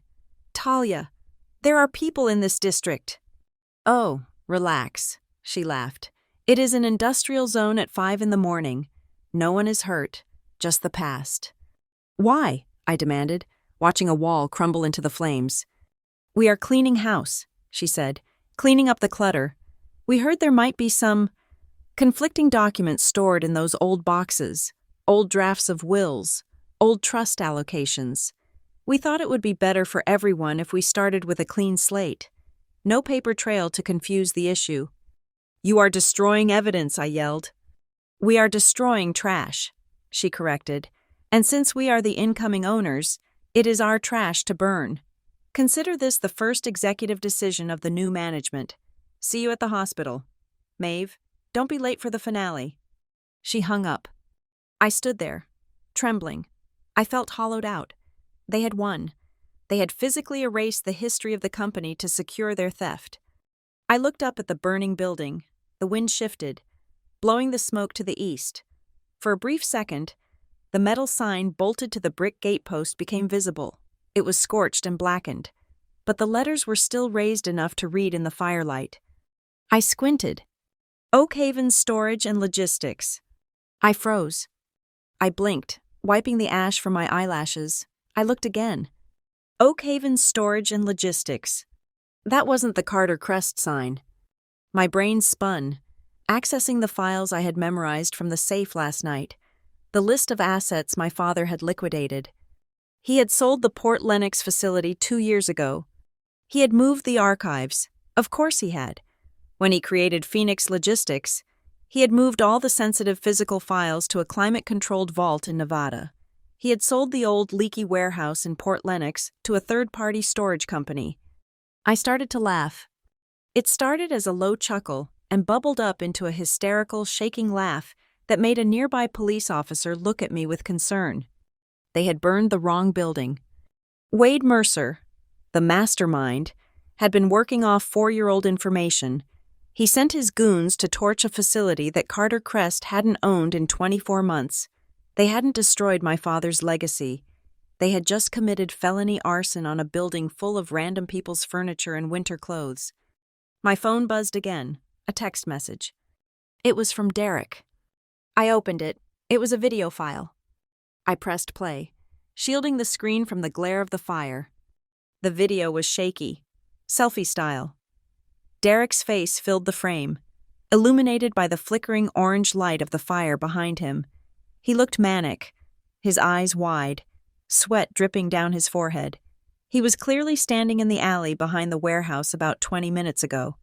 "Hey, Maeve," Derek whispered into the camera, a cruel smirk on his lips. "Look at it. It is beautiful, right? This is what happens when you hold on to things too tight. They burn. You should have walked away when we told you to. Now you have nothing. No proof, no history, just ash. See you in the funny papers." He ended the video with a wink. I stared at the phone. My hand wasn't shaking anymore. He had just sent me a confession. He had just sent me a video of himself at the scene of a major arson, taking credit for the destruction, and threatening me by name. They were so arrogant. They were so convinced that they were untouchable. So high on the adrenaline of their victory that they had forgotten the first rule of crime: do not film yourself doing it. I forwarded the video immediately to Silas at Northgate Compliance. Then I called him. "Silas," I said. My voice was steady, cold as steel. "Did you get the file?" "Receiving it now," Silas answered. I could hear keyboards clacking furiously in the background. "Jesus. Ms. Carter. Is that Hallow?" "That is Derek Hallow, standing in front of the Oak Haven warehouse, confessing to arson," I said. Silas paused. "Oak Haven? That is not a company asset." "I know," I said. "They torched the wrong place. They are operating on outdated intel. Silas, I need you to package this, tie it to the text message timestamp, connect it to Wade Mercer." "Way ahead of you," Silas said. "We tracked the burner phone that called you earlier. It pinged off the same tower as Mercer's motel, and we have traffic cam footage of Mercer's rental car leaving the Port Lennox area 10 minutes ago. We have the whole chain of command. Mercer ordered it, Derek supervised it, and Talia is cheering from the sidelines." "This is a RICO case wrapped in a bow," I said. "It is," Silas agreed. "Do you want me to call the police?" "Not yet," I said. "Not the police. Not until I'm in that hospital room. I want them to feel safe for 1 more hour. I want them to think they have destroyed the past." "Understood." Silas said, "We will have the digital package ready for your presentation, and Ms. Carter? Yes? Be careful. These people just set a building on fire. They are dangerous. They are desperate. I corrected. And desperate people make mistakes. They just made the biggest one of their lives. I hung up. I looked at the fire one last time. The roof collapsed further with a deafening crash, sending a shower of sparks into the dawn. It was a violent, destructive act. It was meant to break me. It was meant to leave me standing in the ashes, weeping for my lost inheritance. Instead, it had given me the sword I needed to cut their heads off. I walked back to my car. I moved slowly, deliberately.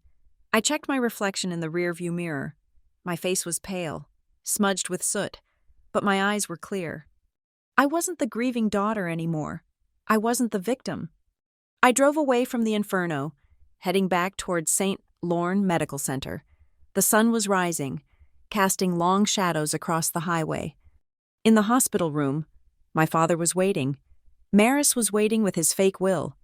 Talia was waiting with her gloating smile. Avery was waiting with his guilt. They were expecting a broken woman to walk through that door. They were expecting a surrender. They had no idea that I was bringing the fire with me. I parked my car in the staff garage, bypassing the main lot where the press vans were starting to gather. The smell of smoke still clung to my hair, a sharp, acrid reminder of the fire that was currently consuming a warehouse full of old furniture 10 miles away. I stopped in the restroom on the first floor to wash my face. The woman looking back at me in the mirror was pale, with dark circles under her eyes. But the trembling had stopped. I looked like a surgeon scrubbing in for a high-risk operation. I needed to find Avery before I walked into that room. I found him exactly where I thought he would be. He was in the small, nondescript interfaith chapel near the cafeteria, sitting in the back row with his head in his hands. He was vibrating with anxiety, his knee bouncing up and down like a piston. I sat down next to him. I did not touch him. I did not offer comfort. "Avery," I said. He jumped, nearly knocking his phone off the pew. "Maeve, you are back. Did you hear about the fire?" I looked at him. His eyes were bloodshot, pupils blown wide with fear. He knew. Of course he knew. "I heard," I said calmly. "I was there." He swallowed hard. "It is terrible. A tragedy." "Drop it. Avery," I said, my voice cutting through the quiet air of the chapel like a whip. "I know you know who started it, and I know why." I pulled my phone out and opened the image gallery. I shoved the screen in front of his face. It was the still frame from the basement security footage Northgate had pulled. It showed Derek handing the envelope of cash to the man in the maintenance uniform. Avery stared at the image, his face draining of color until he looked like a ghost. I swiped to the next image. It was a dossier on Wade Mercer. "You are working for him, aren't you?" I asked. "The man Dad fired for theft. The man who swore he would burn this family to the ground. That is who you got into bed with." Avery made a choked sound. He tried to stand up, but I grabbed his wrist. My grip was iron. "Sit down," I commanded. I didn't have a choice. "Maeve," he hissed, his voice cracking. "You don't understand. The debts. They are not just numbers on a screen anymore. They sent people to my house. They threatened to hurt my wife. Wade came to me 3 months ago. He bought the debt. He owns me. He said all I had to do was stay quiet.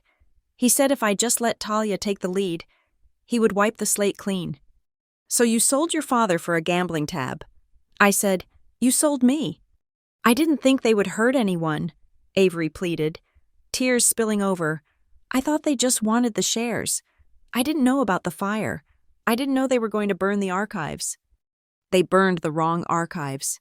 "Avery," I said coldly, "and now they are going to prison for arson. The question is, are you going with them?" Avery stared at me, his mouth opening and closing. "I have a way out for you," I said, "but you have to do exactly what I say. You have to choose, right here, right now. Are you Wade Mercer's puppet, or are you Colin Carter's son?" I can't," he stammered. "Wade will kill me."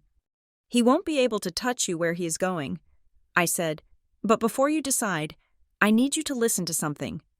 I opened the audio file on my phone. the second file from the USB drive that I hadn't played yet. I had saved it for this exact moment. I pressed play. Our father's voice filled the small space between us. It was stronger in this recording, likely made months ago, before the illness took his breath away. Avery, Dad's voice said, I am recording this because I know your weakness. I know you have a good heart, but you have always looked for the easy way out. I have paid your debts 3 times. I won't do it a 4th. Avery put his hand over his mouth, a sob escaping his throat. But I also know that you love your sister. The recording continued. If you are listening to this, it means you are standing at a crossroads. Someone has offered you a deal to betray her. Don't do it, son. If you betray Maeve, you lose me. You lose yourself. You will spend the rest of your life looking in the mirror and seeing a stranger. Come back to the family. Avery, we can fix the money. We can't fix a broken soul. The recording ended. Avery broke. He slumped forward, his forehead pressing against the back of the pew in front of us, his shoulders shaking with silent, racking sobs. It was the sound of a man who had been carrying a mountain and had finally let it crush him. I waited. I let him cry. I needed him stripped bare. When he finally sat up, his face was a wreck, but his eyes were different. The fear was still there, but the deception was gone. Maris is falsifying the medical records, Avery whispered, wiping his nose with his sleeve. He has been paying off a clerk in the records department to retroactive the doctor's notes. They are trying to make it look like Dad has been dissatisfied with your leadership for a year. They are building a paper trail of incompetence against you. I nodded. I suspected as much. And the will? Avery took a shaky breath. The page swap. I saw Maris do it. He has the original page 4 in his briefcase, the one that names you sole beneficiary. He is planning to shred it as soon as the new one is executed. Okay, I said. That is what I needed. I stood up. Wash your face. Avery, we are going upstairs. What? What do I do? He asked, looking up at me like a lost child. You stand in the corner, I said. You keep your mouth shut, and when I look at you, you nod. That is it. Can you do that? He nodded. Yes. Good. I walked out of the chapel and headed for the elevators. It was 7:40 in the morning. I made 2 calls on the way up. One to Mrs. Gable, ensuring she was in position in the staff lounge. One to Mr. Henderson, the hospital's head of risk management, telling him that a fraudulent legal proceeding was about to occur in his ICU, and he might want to witness it to avoid a lawsuit. Mr. Henderson, a man who feared litigation more than death, assured me he was on his way. I entered room 412. My father was awake. He looked frailer than the night before, his skin almost translucent. The morning light was filtering through the blinds, casting stripes of shadow across his chest. I walked to the bedside. Dad, I whispered. He turned his head. His eyes were clear. The morning fog hadn't set in yet. Or maybe, sensing the climax of this drama, he was summoning every ounce of strength he had left. Maeve, he breathed. It is time, I said softly. Do you trust me? He squeezed my hand, a weak pressure, but unmistakable, always. Good. Wait for my signal. The door swung open. Talia swept in, followed by Derek, but they weren't alone. Behind them was a man with a large professional video camera balanced on his shoulder. Talia was beaming. She wore a white dress that looked more appropriate for a garden party than a hospital room. She saw me and her smile widened into a predatory grin. Good morning. Maeve, she chirped. I see you are up early. Did you hear the news? Terrible tragedy about the warehouse. Just awful. She didn't wait for an answer. She turned to the cameraman. Set up over there, by the window, she directed. We want to get the light hitting Colin's face. We want this to look hopeful. A new chapter for Carter Crest. Derek walked over to me, smelling of breath mints and expensive cologne. Who is the camera for? I asked, keeping my voice neutral. Press release, Derek said, adjusting his cufflinks. We thought it would be good to have a video statement from Colin, to reassure the shareholders that the transition is smooth, showing unity, It stops the stock from tanking. Hubris. It was a beautiful thing. They were so confident that I was defeated, so sure that the fire had destroyed any ability I had to fight back, that they were voluntarily creating high-definition evidence of their own crime. Myris Klein entered a moment later. He looked less fresh than his co-conspirators. He had bags under his eyes, and he was clutching his briefcase with both hands. He saw the camera and flinched. "Is that necessary?" Maris hissed at Talia. "We are documenting history." "Maris," Talia said dismissively, "stop being such a nervous wreck. Maeve has already agreed. Haven't you—" "Maeve?" I looked at the camera lens, the red recording light blinking steadily. "Absolutely," I said. "I think everything happening here should be documented." Mr. Henderson, the risk manager, slipped into the room quietly, standing near the door. Talia glanced at him but dismissed him as just another doctor. Avery came in last, standing silently in the far corner, his eyes fixed on the floor. "Okay," Maris said, clearing his throat. He opened his briefcase on the bedside table. He pulled out the document with the stapled corner. "Let's get this done. Colin, as we discussed last night, this is the codicil updating your estate. It transfers 50% of the voting shares to the Carter Family Trust, administered by Avery Carter and Talia Wren." Maris uncapped his pen. "We just need you to reaffirm this is your wish, and then we will countersign." Talia stepped into the frame of the camera, placing a caring hand on my father's shoulder. "Colin, sweetie, tell the camera, tell everyone how you want us to protect the company." My father looked at the camera, then he looked at Talia, then he looked at me. I stood at the foot of the bed. I didn't say a word. I just watched them. Talia's smile faltered slightly. "Colin? Go ahead, just like we practiced." My father remained silent. He was breathing heavily, his chest rising and falling in a rhythmic, wheezing cadence. Derek stepped forward. "Come on. Colin, we don't have all day. The surgery prep team will be here in 20 minutes. Maris thrust the paper forward. "Just say yes. Colin, do you acknowledge this document?" I looked at the cameraman. "Make sure you are getting this," I said softly. Talia whipped her head around to look at me. "What is that supposed to mean?" "It means," I said, my voice rising just enough to command the room, "that I want to make sure the audio is clear. I want to make sure the world hears exactly how you speak to him." "You are acting strange." "Maeve," Derek warned. "Don't cause a scene. You signed the waiver." "I did. I agreed. But I think there is someone else who needs to see this." I nodded to the door. Mrs. Gable walked in.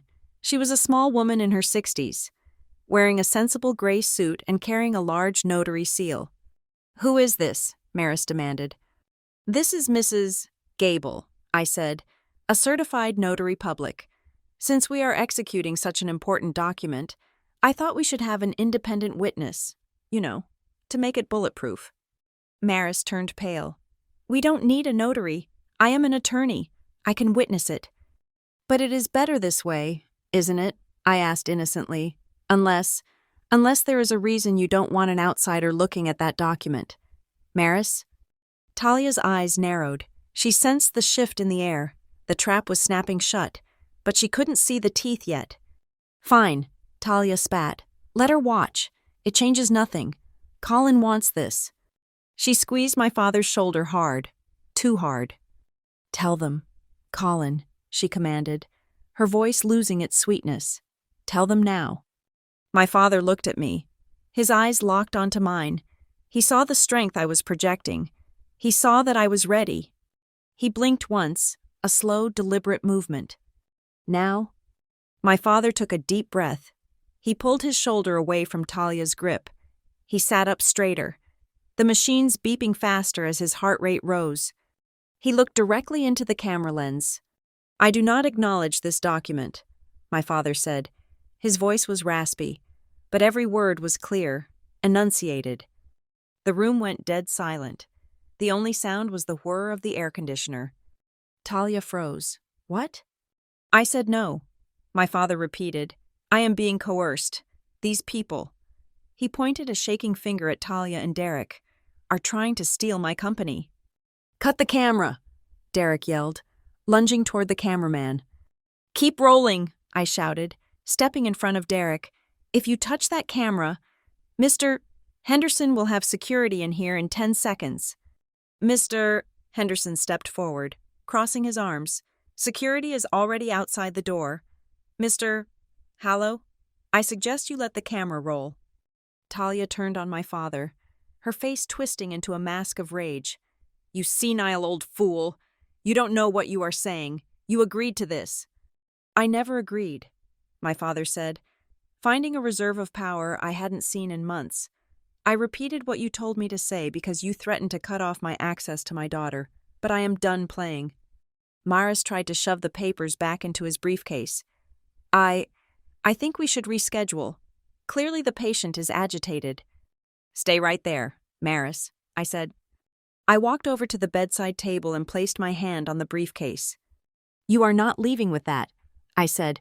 "That document is evidence of fraud." Maris laughed nervously. "You can't prove that. It is a standard draft." "Really?" I asked. I leaned in close to him. "Then why is page 4 in a different font? Maris, why are the staple holes misaligned? And why do I have a sworn statement from your clerk in the records department detailing how you altered the medical history?" Maris dropped the briefcase handle as if it were red hot. Talia looked at Avery. "Avery, do something. Tell them." Avery lifted his head. He looked at Talia, then at Derek, then at Wade Mercer's ghost hovering in the room. He took a step forward. "No," Avery said quietly. "Excuse me?" Talia shrieked. "I said no," Avery said, his voice gaining volume. "It is over. Talia, Maeve knows everything. She knows about Wade. She knows about the debts. She knows about the fire." The color drained from Talia's face so fast she looked like she might faint. "The fire?" Derek whispered. "Yeah," I said, turning to look at Derek. "The fire at Oakhaven. The one you filmed yourself standing in front of. The one you texted me about." Derek backed up until he hit the wall. You traced that?" "We traced everything." I said, "The arson, the conspiracy, the embezzlement scheme Wade Mercer has been running through you." I looked at the cameraman, who was still filming, his eyes wide with shock. "You are getting some great footage," I said to him. "This is going to be fantastic for the documentary." Talia looked around the room, realizing the walls had closed in. She looked at the door, where Mr. Henderson was standing guard. She looked at Maris, who was shaking. She looked at Derek, who was hyperventilating. She looked at me. "You bitch," she hissed. "You think you have won? You have nothing. The company is dead anyway." I smiled, and that was the moment I knew I had them completely. They still didn't know about Phoenix Logistics. They still didn't know they were fighting over a corpse. "Actually, Talia," I said, "that is the one thing you are right about. But we can discuss that in a minute. Right now, I think you should sit down. The police are on their way up." My father let out a long, sighing breath and sank back into his pillows. He looked at me, and his eyes were shining with pride. We had done it. We had lured them into the cage, locked the door, and handed them the microphone to confess. The room felt smaller now, the air sucked out by the sheer density of the standoff. Mrs. Gable, a woman who looked like she baked cookies for a living but possessed eyes that could spot a forged signature from across a parking lot, stepped up to the bedside. She ignored Maris, ignored Talia, and focused entirely on my father. "Mr. Carter," Mrs. Gable said, her voice crisp and professional. "Before we proceed with any notarization or witness statements, I need to satisfy my own ethical obligations regarding your capacity. I am going to ask you 3 simple questions." Maris Klein stepped forward, his knuckles white on the handle of his briefcase. "This is unnecessary. I am his legal counsel, and I can vouch for his—" Mr. Henderson, the hospital risk manager, cut him off without even looking at him. "Mr. Klein, this is a medical facility, not a courtroom," Henderson said, his voice dropping an octave. If you interrupt the independent assessment again, I will have security escort you to the lobby. We follow hospital protocol here, not your firm's billing schedule." Morris snapped his mouth shut, a vein throbbing in his temple. "Mrs. Gable nodded to my father. "Mr. Carter. Question 1. Can you tell me today's date and where you are currently located?" My father took a breath. The oxygen cannula hissed softly. "It is October 14th, 2024, he said. His voice was raspy, but the slur from the previous night was gone. "And I am in the intensive care unit of St. Lorne Medical Center in Bay Ridge." Mrs. Gable made a note on her pad. "Question 2. Can you tell me the names of the people standing in this room?" My father's eyes tracked across the faces surrounding him. "That is Mrs. Gable," he said, nodding to her. "That is Mr. Henderson. That is the cameraman whose name I do not know." He turned his gaze to the trio of conspirators. "That is my daughter, Maeve. That is my son, Avery. And those 3," he pointed a trembling finger at Talia, "Derek and Maris, are the people who have been trying to convince me that I'm losing my mind." Talia let out a sharp, incredulous laugh.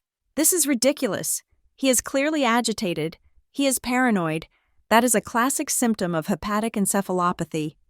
Mrs. Gable ignored her. "Question 3. Mr. Carter, do you understand the nature of the document these people want you to sign?" "Yes," my father said. The steel in his voice was back, the same tone he used to use when closing a deal. "They want me to sign a codicil transferring controlling interest of Carter Crest Holdings to a trust managed by Talia Wren. They claim it is for asset protection. I claim it is theft." Mrs. Gable closed her notepad with a definitive snap. "Mr. Carter appears fully oriented to time, place, and person," she announced. "He demonstrates a clear understanding of the situation. As a notary public, I am recording his refusal to sign as a lucid and voluntary act." Maris looked like he was going to be sick.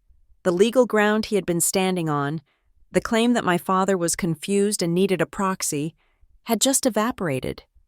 But Talia was not a lawyer. She was a creature of pure, desperate ambition, and she wasn't ready to fold just because a grandmother in a gray suit said no.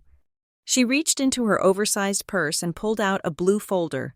She slapped it onto the rolling tray, right on top of Maris's rejected papers. "Fine," Talia said, her voice hard. "If we can't do this the easy way, we do it the hard way."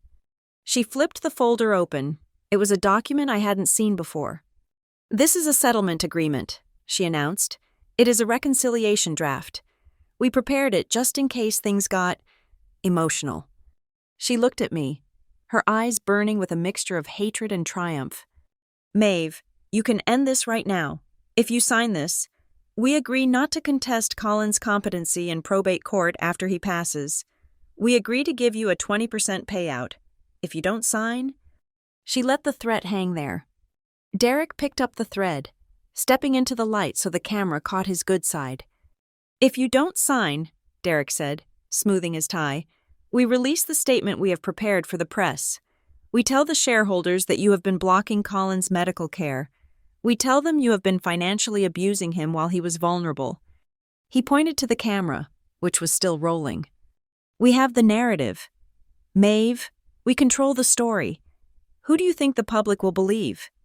The grieving fiancé trying to save the company, or the daughter who showed up 5 minutes before surgery to cause a scene? We will paint you as ungrateful, incompetent, and greedy. You will never work in this industry again." I looked at the cameraman. He looked uncomfortable, shifting his weight, but he kept the lens focused on me. He was capturing a shakedown in real time. I looked at Talia. "Are you sure you want to say these things?" I asked quietly. "Are you sure you want to put a blackmail attempt on the official record?" Talia sneered. "Who is going to stop me? Your little notary? This isn't illegal. Maeve, it is negotiation. Sign the paper. Take the 20%. Walk away before we destroy you." I looked at the clock on the wall. It was 8:15. The police were likely entering the lobby downstairs, but I had one more card to play. I wanted to see the look on their faces when the floor fell out from under them. I pulled my phone from my pocket. I don't think I will be signing anything. Talia, I said, but since you are so fond of screens, I think we should watch something together. I tapped the screen, activating the casting feature. I connected to the large, wall-mounted television at the foot of my father's bed. "What are you doing?" Maris asked, his voice high and panic-stricken. "Just sharing some news," I said. The television flickered to life. The smart screen loaded, and then the video feed from Northgate Compliance filled the room. It was the drone footage taken 10 minutes ago. The room was bathed in the orange glow of the fire. On the screen, the Oakhaven warehouse was a skeletal ruin, the flames still licking at the collapsed beams. Fire trucks surrounded the perimeter, their lights flashing in a silent, chaotic rhythm. Talia frowned, confused. "What is this?" "That," I said, pointing to the screen, "is the warehouse in Port Lennox, the one you ordered Wade Mercer to burn down this morning." Talia went rigid. "And this," I continued, swiping on my phone to the next file, "is the reason you are going to jail." The video on the TV changed. It was the selfie video Derek had sent me. Derek's face appeared on the giant screen, 4 feet high. The audio boomed through the hospital room speakers, crisp and damning. "Hey, Maeve, look at it. It is beautiful, right? This is what happens when you hold on to things too tight. They burn." In the video, Derek laughed, the fire raging behind him. In the hospital room, the real Derek made a sound like a dying animal. He stumbled back, hitting the windowsill. He looked from the TV screen to me, his face draining of all color until he looked waxen. "You sent that to me." "Derek," I said, my voice cold, "you sent a confession to arson and intimidation to my personal phone. Did you really think I wouldn't save it?" The cameraman, the one they had hired to film their victory, slowly lowered his camera. He looked at the screen, then at Derek. "Dude," the cameraman whispered, "that is a felony." Talia stared at the screen, her mouth open. She looked at Derek. You filmed it? You idiot? You absolute moron." She lunged for the remote control on the bedside table, frantically trying to turn off the TV. "Shut it off," she screamed. "Shut it off. It is fake. It is AI." I stepped in front of her, blocking her path. I didn't touch her. I didn't have to. The sheer force of my anger was enough to make her recoil. "It is not fake. Talia," I said, "and neither is the fact that you burned the wrong building." She froze. "What?" "You burned Oakhaven storage," I said, savoring the words. "My father sold that warehouse 2 years ago. The Carter Crest archives are in a climate-controlled vault in Nevada. You just committed arson on a building full of strangers' winter coats and old tax returns. You destroyed nothing of ours." The realization hit her like a physical blow. Her knees actually buckled, and she had to grab the bed rail to stay upright. "No," she whispered. "No," Wade said. "Wade is in custody. I lied, or he will be in about 5 minutes. Maris Klein was backing toward the door, clutching his briefcase to his chest. I had no knowledge of this. I was strictly retained for estate planning. I have to go. I have a court appearance." Mr. Henderson stepped in front of the door, blocking the exit. "I am afraid you can't leave." "Mr. Klein," Henderson said pleasantly, "we have a lockdown in effect for this floor. Police matter." Maris whimpered. Talia looked around the room, her eyes wild. She was a rat in a trap, and the water was rising. She looked at the camera, then at my father, then at me. "This proves nothing," she shrieked, pointing at the TV. "That is Derek. That is not me. I didn't light the match. You can't tie this to me. I am the beneficiary. I am the victim here." She turned to the cameraman. "Delete that. Delete everything you just filmed." The cameraman shook his head, backing away. "No way. Lady, this is evidence now. I am not going down as an accessory." Talia turned back to me, her face twisting into a mask of ugly desperation. "You have nothing on me. Maeve, You have a video of my husband being an idiot. You have a fire I wasn't at. But you have no proof that I coerced him. You have no proof that I did anything other than try to care for a sick man."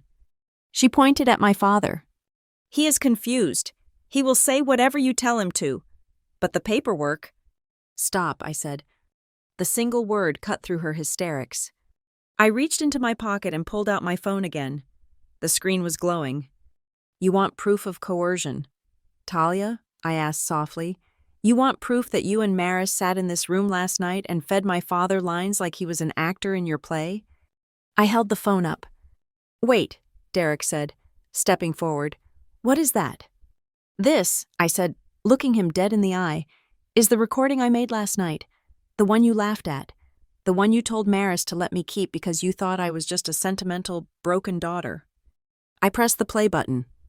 The audio wasn't loud, but in the sudden silence of the room, it was deafening. Talia's voice. "He is lucid. Maeve. He knows what he wants." My voice. "Okay, Dad, tell me again. Tell me you want Talia and Avery to have the company." My father's voice. Weak, mechanical. I want Talia and Avery to have the company." My voice. "And tell me why." My father's voice. Because the operational liquidity." Talia's voice, whispering, sharp. "Because the liquidity requires it." My father's voice. "Because the liquidity requires it." I paused the recording. I looked at Talia. Her face was gray. "That wasn't just echolalia. Talia," I said, "that was you, whispering the lines, directing the scene. And I have the video to match, showing you nodding along as he repeated your script."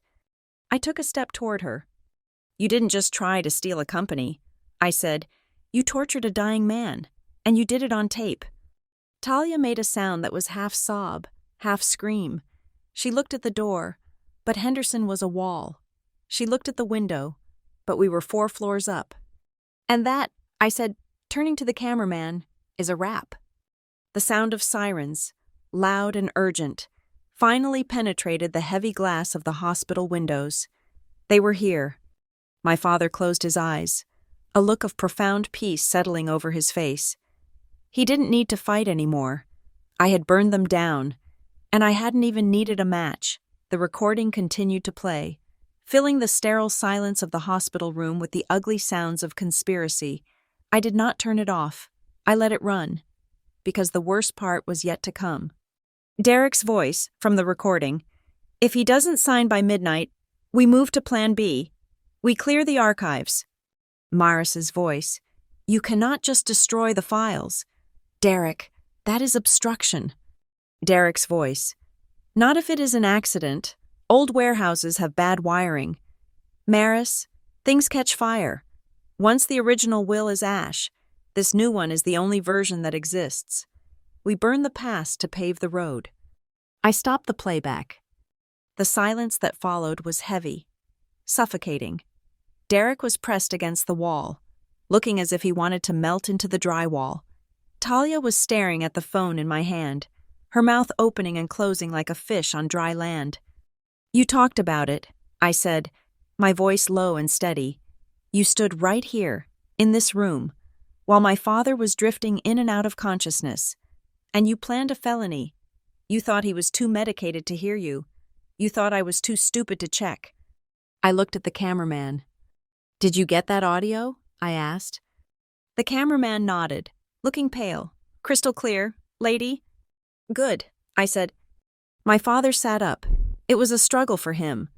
The monitors beeped erratically, signaling his rising heart rate, but he pushed himself up until he was sitting vertical. He looked at the group of people who had claimed to love him, who had claimed to serve him. "I never wanted to cut out my daughter." My father said. His voice was no longer a whisper. It was the voice of the CEO, the man who had built an empire from nothing. "I was forced. I was told that if I didn't sign, Maeve would be removed from the building. I was told she would be ruined. I played along to keep her safe until she could get here." He looked at Talia. "I loved you once, Talia," he said, his voice breaking with a mixture of sadness and disgust. "I treated you like my own blood, and you looked me in the eye and tried to steal the only thing I have left to give my child." Mrs. Gable, the notary, stepped forward. She placed her hand firmly on her seal. "In my capacity as an officer of the court," she announced, her voice ringing with authority, "I am declaring this entire proceeding void. The documents presented by Mr. Klein are rejected. There is clear and present evidence of duress, coercion, and manipulation of a vulnerable adult. I will be filing a formal report with the Secretary of State's office regarding this attempt." Morris Klein made a whimpering sound. He dropped the briefcase. It hit the floor with a heavy thud, spilling papers across the linoleum, the fraudulent will, the fake medical notes, the script they had written for my father. "It is over, Maris," I said. The door to the room opened. It wasn't a nurse. It wasn't a doctor. 2 uniformed police officers stepped in, followed by a detective in a cheap suit. Mr. Henderson, the risk manager, nodded to them. "That is them," Henderson said, pointing to the trio. The detective walked straight to Derek. "Derek Hallow?" Derek held up his hands. "I didn't light it. I swear, I just drove the car. It was Wade. Wade told me to do it." "You have the right to remain silent," the detective said, pulling a pair of handcuffs from his belt. The metal clicked shut around Derek's wrists. Talia screamed. It was a raw, primal sound of panic. She backed away, bumping into the rolling tray. "No, you can't arrest me. I didn't do anything. This is all him." She pointed a shaking finger at her husband. "He is the pyromaniac. He is the one who wanted the money. I just wanted what was promised to me." Derek spun around, his face twisted with hatred. "You lying witch! You planned it. You were the one who contacted Wade. You were the one who said Maeve was weak." I stood back and watched them. It was pathetic.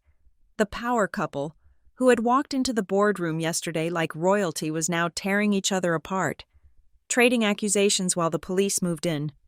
And the camera was still rolling. Their own hired videographer was capturing every second of their implosion. Morris tried to slip past the officers toward the door. "Mr. Klein?" the detective called out. "Don't go far. We have a warrant for your electronic devices as well. Conspiracy to commit fraud is a serious charge for a member of the bar." Morris stopped. He slumped against the doorframe, a man watching his entire career dissolve into mist. But I wasn't done. I had one last knife to twist. "Wait," I said. The room quieted down. The officers paused. Talia, now in handcuffs, looked at me with venomous eyes. "You think you have won, Maeve," she spat. "You think you are so smart, but you are inheriting a sinking ship. The stock is tanking. The logistics division is bleeding money. Even if you keep the company, you will be bankrupt in 6 months. Wade made sure of that." I smiled. It was the first genuine smile I had felt in weeks. I reached into my pocket and pulled out the folded piece of paper I had taken from my father's safe. The email between Maris and Wade Mercer. "I know about the plan, Talia," I said. "I know Wade wanted to crash the stock. I know the plan was to force the company into litigation, drive the price down to pennies, and then have Wade's shell company buy it up for scraps." I held up the paper. "But here's the thing you missed. You were so busy watching the stock price. You didn't watch the assets." I turned to my father. He nodded at me, a twinkle in his eye. "Dad didn't just sit around waiting to die." I said, 6 months ago, when he first got sick, he realized the company was vulnerable. He realized there were sharks circling. So he did what he does best. He restructured." I walked over to Talia. I wanted her to hear this clearly. "Carter Crest Holdings, the company you have been fighting for, the company you burned a warehouse for, is a shell," I said. "It holds nothing but the brand name and the retail liabilities." Talia's eyes went wide. "What?" "The logistics core?" I asked. "The shipping contracts? The tech patents? The government tenders? All the things that actually make money?" I paused for effect. "They were transferred to a new entity 3 months ago, a private entity called Phoenix Logistics." The room was deadly silent. Even the police officers seemed interested. Phoenix Logistics is not a public company, I explained. It has no board of directors to bribe. It has no stock to short. It is owned 100% by a private trust, and the sole beneficiary of that trust is me. I watched the realization hit her. It was like watching a light bulb shatter. You stole it? She whispered. I saved it. I corrected. My father moved the assets to protect them from people like you. You have been fighting over an empty box. Talia, you committed arson, fraud, and elder abuse to steal a company that is worth absolutely nothing. Derek started to laugh. It was a manic, broken sound. We did it for nothing? We are going to jail for nothing? Pretty much, I said. The detective stepped forward. All right, show's over. Let's go. They dragged them out. Talia was sobbing now, her heels dragging on the floor, her white dress ruined. Derek was muttering to himself. Maris walked out like a zombie. As they passed the door, I called out one last time. Hey, Talia. She looked back, mascara streaming down her face. Don't worry about the legal fees, I said. I am sure Wade Mercer will help you out. Oh wait, he is in custody too. The door closed. The silence that returned to the room was beautiful. It wasn't heavy anymore. It was light. It was clean. The cameraman packed up his gear. He looked at me, shook his head in disbelief, and handed me the memory card from his camera. I think you should have this, he said. I don't want to be involved. Thanks, I said. Mr. Henderson and Mrs. Gable excused themselves, leaving me alone with Avery and my father. Avery was still standing in the corner. He looked small. He looked broken. I will turn myself in, Avery said quietly. I will tell them everything. You do that, I said, and maybe, in a few years, when you get out, we can talk. But not today. Avery nodded. He walked over to the bed, kissed our father's hand, and walked out to face his consequences. I was alone with my dad. I sat down on the edge of the bed. The adrenaline was fading, leaving me exhausted. But it was a good exhaustion. It was the feeling of having run a marathon through fire and surviving. You did good. Maeve, my father whispered. He reached out and took my hand. You did real good. I squeezed his fingers. I learned from the best. He closed his eyes, his breathing finally steady, finally peaceful. The heart monitor beeped a steady, reassuring rhythm. The sharks were gone. The fire was out. The company, the real company, was safe. I looked out the window. The sun was fully up now, burning off the morning fog. The sky was a brilliant, piercing blue. I didn't feel the need to celebrate. I didn't feel the need to shout. I just felt the solid weight of my father's hand in mine. I remembered Derek's video. Things burn when you hold them too tight. He was wrong. Things burn when you try to steal them. When you protect them with the truth, they become fireproof. I leaned back in the chair, watching the city below. I don't take revenge with fire. I whispered to the empty room. I take revenge with the truth. And the truth had just burned them all to ash. Thank you so much for listening to this story on Lila Revenge Stories. I would love to know where you are tuning in from today. So please leave a comment down below sharing your location and your thoughts on Maeve's plan. If you enjoyed this story, please make sure to subscribe to the channel, like this video, and hit that hype button to help these stories reach more people.